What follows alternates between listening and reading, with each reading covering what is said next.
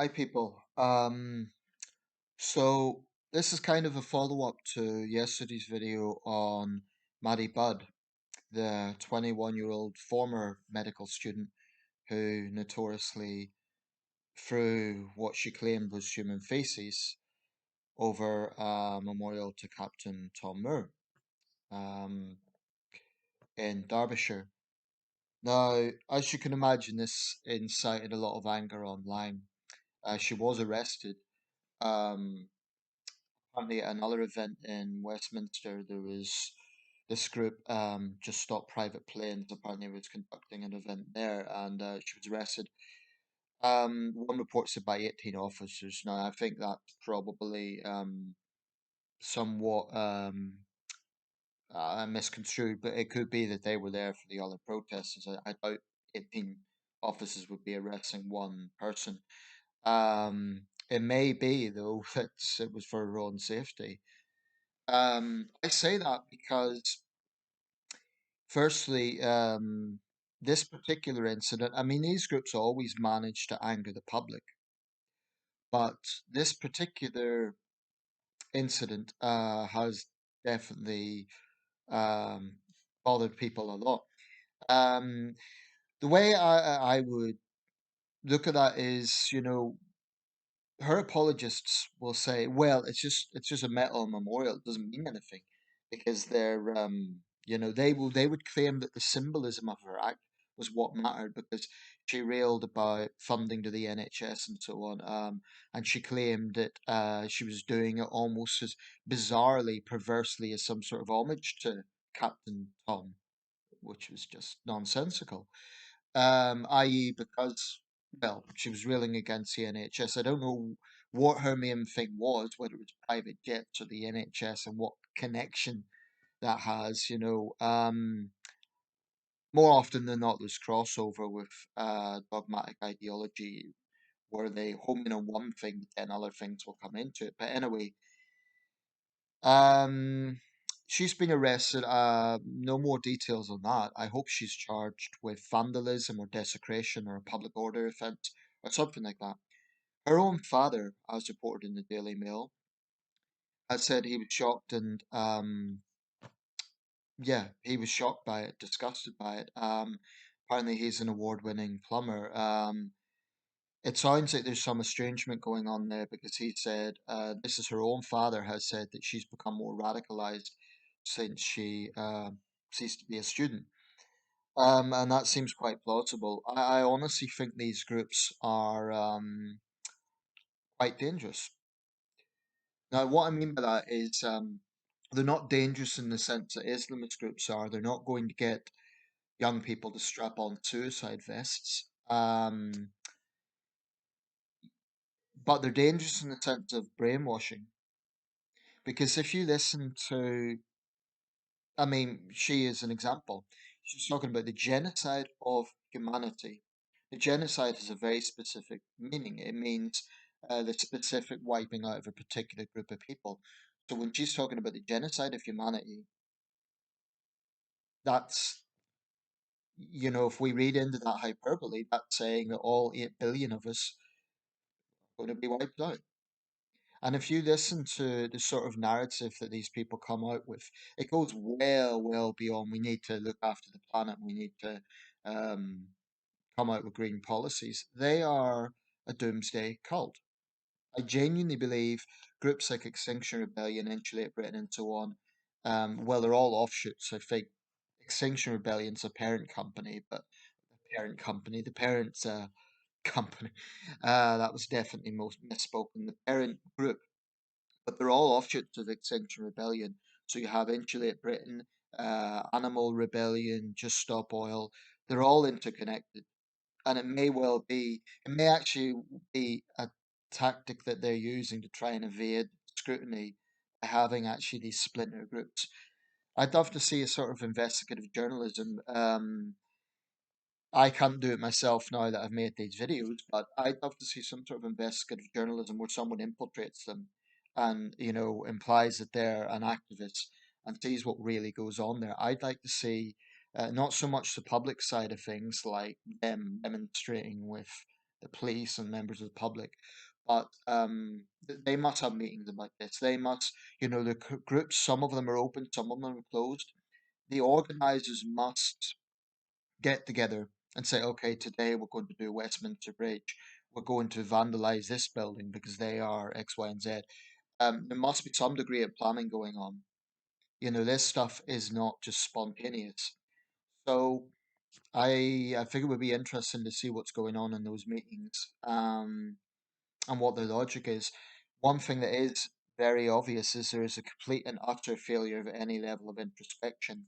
And I think if there is any moderates in these groups, their voices will be drowned out.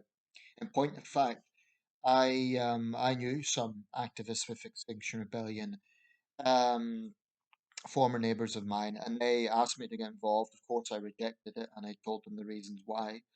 Um, but they I'd known them for a long time. They were good people. They were compassionate people.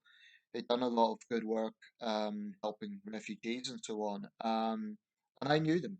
I liked them on a personal basis. But of course, I wasn't going to endorse that. And I did say quite directly, these tactics fail. Now, my neighbor actually agreed with me. She actually agreed, and she said, "Oh, but we need reasonable voices like yours to drive the movement forward." But that was misguided because I don't think they're going to listen to moderate voices. There is moderate voices, hopefully like them. I don't know to what extent they're involved, but where there is moderate voices, clearly they're not being listened to because these groups continue, no matter how much public anger there is, no matter how many arrests there are, they continue doing it. For some time now, I'm not sure that arrests have been the right approach, although I thoroughly believe they should be punished for their criminal acts and for hurting the public.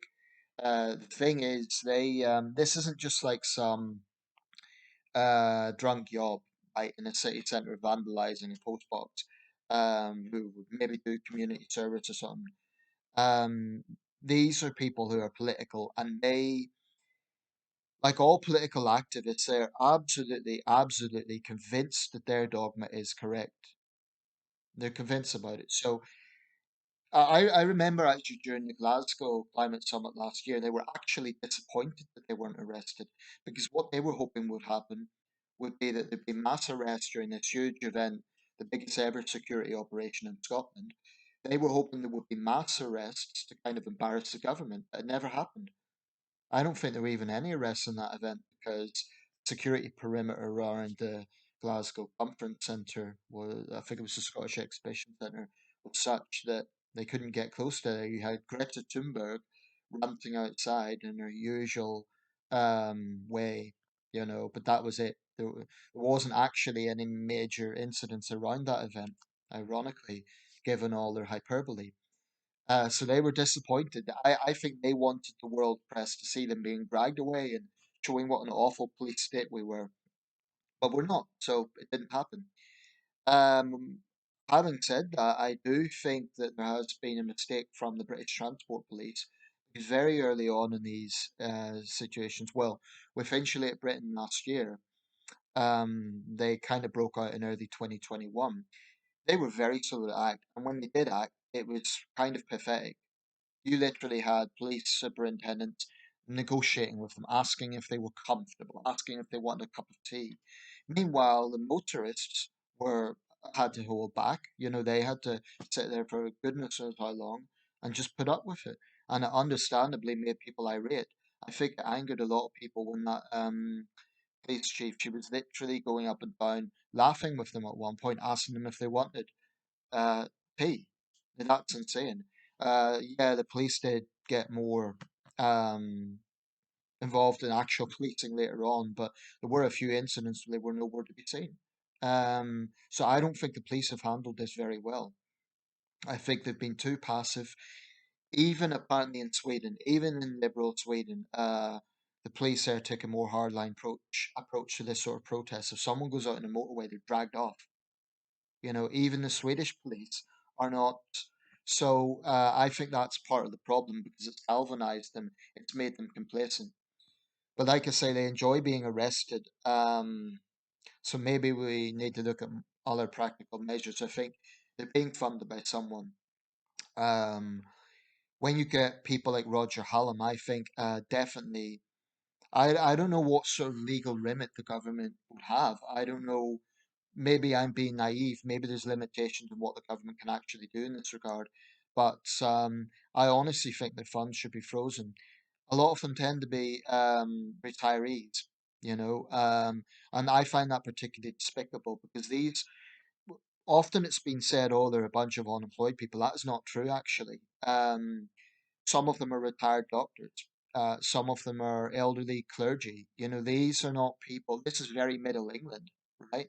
So I honestly think that those industries need to step up and consider that this is the optics of people who claim to be representing them. I mean, when you have clergymen in their clerical collars, clergy people, I should say, that reflects badly on the Church of England or whatever their denomination is. So I think they should be defrocked. That's a very unchristian act to deliberately seek to hurt other people. As for retired doctors, you know, that old guy who got ink chucked over him, he spent a lifetime helping people. And now what? I mean, it might be that they are actually victims of grooming. We talk about young people being victims of radicalization. Maybe some of the older people are. I'm not sure about that because they seem mentally coherent. They don't seem to be, you know, like they've got Alzheimer's or anything, so they know what they're doing. Um, but that just defies belief. How is it that a man who spent years helping people suddenly decides to sit down on a road and stop young families getting to hospital? It's nonsensical. And I think the answer is that what we have is this sort of doomsday cult scenario because throughout history, you know, in the Black Death, in the Great Fire of London, you had these sort of cults emerge, and they were known as millennialist cults. At least that's how they're seen today, whereby millennialists, in the sense not necessarily of a specific time, but in the sense of the end of time, i.e., coming to the end of a millennium. Well, the Black Death and so on wasn't near the end of the millennium, but that was the mindset they had. You know, they would go around flagellating themselves, saying it was God's wrath. I honestly think Extinction Rebellion and Insulated Britain and the Rothschilds are today's equivalent. If you listen to the rhetoric, what they're literally saying is we're all going to die. And it's remarkable that for people who claim to care so much about protecting future generations, they actually have a very deep level of misanthropy. I noticed on LBC, Nick Ferrari was at the Birmingham Tory Party conference. It was obviously being aired from there, but he had one of the spokespeople on defending this disgusting faces incident, and Ferrari cut the guy off when he started to swear. Honestly, I think Ferrari was probably looking for an excuse to do that, but still, I don't blame him because you know. So I don't think it was the swearing. I think it was I think Ferrari just knew this guy was full of it. I'm not saying, by the way, I agree with everything Nick Ferrari comes out with, but here's the problem. You cannot reason with dogma. You cannot reason with people who are not interested in sort of seeing you halfway there or saying, like, it's just absolutism. Absolutism. Now, I have strong views on certain subjects.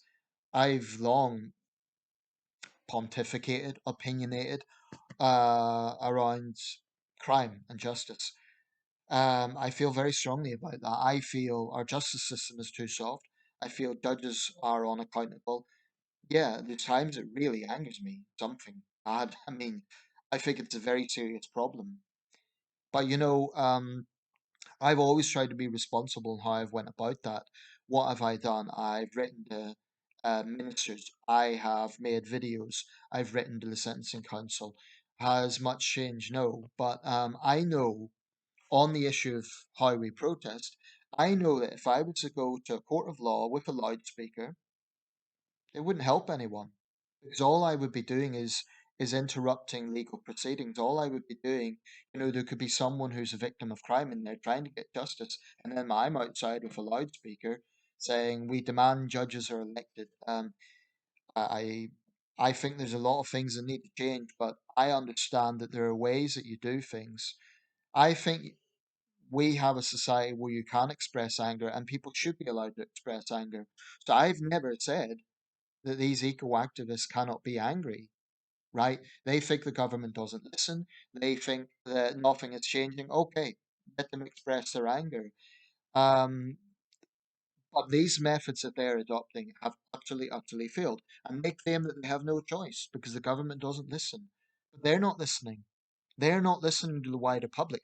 You know, if I was involved in a campaign, let's say on that issue of crime and justice, now if I took a certain approach and the public was not resonating with that, they were not listening to me, I'd be frustrated, but I would have to accept I'm doing something wrong, that it's not working.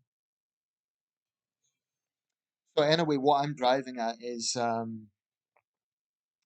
don't really know where all of this goes because there's still a relative minority. They've minimal support. Their actual Facebook page had 2 likes yesterday. I imagine they were in the process of shutting it down because of the backlash. I'm talking about just stop private planes. The obvious question is why did you not go to an airfield? But they have minimal support, yet they they just keep pulling this stuff. So I wonder, is it maybe a case of not giving them the attention? Maybe that could be another approach. Maybe it's the very coverage of their actions, as much as despicable as I think those actions are. I wonder if, for example, this is, I'm just putting this thought out there, if, you know, she was hoping to shock people with that stunt. So if it just wasn't broadcast, if newspapers ignored it, if um, if the media didn't bother interviewing people, if they just ignored it, then they would have failed. I think they failed anyway, but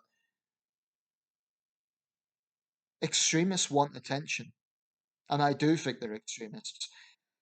How do I justify calling them extremists? Because they will not compromise, they will not rationalize, they will not introspect. Now, you can have strong views on something, you could believe something is plain wrong. Okay, I believe um, Russia's invasion of Ukraine is morally indefensible. I don't think there's any ifs, buts, or maybes on that. Um, so people can have strong views, but when you start engaging in actions that polarize the wider public, and I don't care what the cause is, even causes I would support, for example, let's say the Hong Kong protests against CCP's action. If Hong Kong students were to start engaging in direct action in the UK, I would question it. I would say, well, that's not practical because it'll play into the CCP's hands, and all you're doing is inconveniencing the British public. Also, I mean, those protests that are ongoing in Iran, they could be very significant. Actually, I said that might just be nothing might change, but we'll see. We'll see. Anyway, there was clashes in London. Now the Metropolitan Police were just doing their job. So no matter what the cause, protesters have to really think. They have to be practical, and you have to get the wider public on board because if you don't, the movement will be deemed a failure. A final point, and I've said this before, but when they say, you know, their apologists will come out like, oh, in the future when there's more floods, we'll say that they were right. So let's look at that. Let's say 2032, 2042, we have more floods, right? Warmer summers, and we are starting to see that's just, you know, use their narrative and say that we're really seeing extreme effects of climate change. Well, is the British public going to look back and say, oh, well, those people gluing themselves to the road 20 years ago were actually right? No, I don't think they'll say that at all because people will still say the tactics were wrong. It doesn't matter what their argument is because it's the tactics that people are infuriated about. So this idea that pouring feces over a memorial to a national hero somehow raises awareness of CO2 emissions from private jets is brainless. It's utterly brainless. If she wanted to make a point, doing that at a private airfield, though still disgusting, and actually it would make no difference to the global output because the UK CO2 output is minimal when you look at it as a fraction of, you know, when you look at the United States, China, and India, Even if they banned every plane and car in this country, it would actually make no major difference to the global output. If they were really serious about changing the world, they would be lobbying the Chinese and Indian and American governments. Anyway, I'll round this up, but their antics force people. I actually think one negative side effect of all of this is people could actually become complacent about green issues. They could actually think there's no problems, and I think there are. I think there are serious. It was a Brazilian first round of the Brazilian presidential race. Yes, I say that because Bolsonaro's record is a disgrace. Increasing logging in the Amazon. I mean, the guy is dangerous. He's a complete the tropical Trump, and I would argue he's possibly even worse than Trump. Um, but it's going into the second round. So there are things going on around the world. The floods in Pakistan, they're not actually the deadliest ever, but they're some of the most wide-reaching. Um, there are things going on. I think it would be naive to say that at a time when the global population continues to increase, we'll hit 8 billion people probably in December, in November or December. 8 billion people. I think it would be extremely naive to say, well, there'll be no consequences on developing countries, on sustainability and issues around that with a growing global population. I think plastic waste is a major problem. So I do think there are problems that need to be addressed, serious, major issues. I don't believe that everyone's going to die in 5 years. I don't agree or endorse their doomsday alarmism. I think the situation's serious. I think it needs to be taken seriously, but I don't think I don't think their language is helpful, and I think it's unethical when they're telling that to school children. I mean, that's bound to have a serious mental health effect on young people.